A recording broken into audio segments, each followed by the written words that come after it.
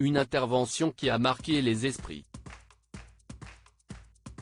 Au cours de la 34e cérémonie des Molières, lundi 24 avril, deux artistes ont partagé un discours cinglant, négocié avec la CGT, sur les actions du gouvernement et la réforme des retraites. Une déclaration engagée qui a particulièrement agacé Rima Abdul Malak qui, ce soir-là, était parmi les nombreux spectateurs présents. De ce fait, après cette fameuse intervention, la ministre de la Culture a ainsi partagé un coup de gueule cinglant. À nos confrères du Parisien, ce mercredi 26 avril, certains proches de la ministre ont partagé quelles ont été les raisons qui ont encouragé Rima Abdul Malak à réagir.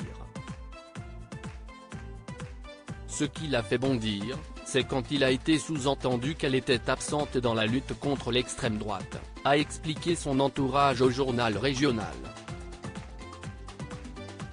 Elle s'est sentie heurtée dans ce qu'elle est, dans ce qu'elle défend depuis toujours. Fort heureusement, après avoir partagé ses revendications, la politique a été applaudie par les autres spectateurs.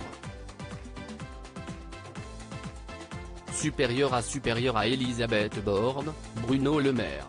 Découvrez les ministres à leur début. Une prise de position saluée en interne toujours dans les pages du Parisien, certains membres du gouvernement ont réagi à la prise de parole de Rima Abdul Malak lors des Molières. Auprès de nos confrères, certains d'entre eux se sont montrés très fiers de la réaction de la ministre de la Culture.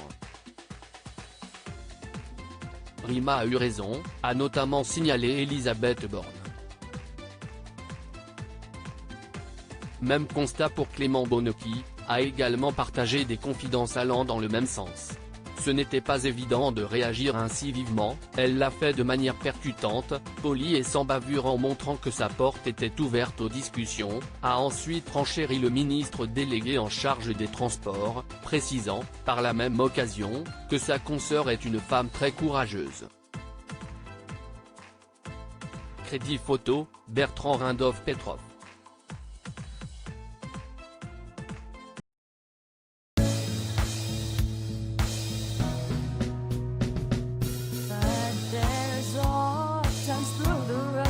I think you can let me know. Sit down, sit back, let me help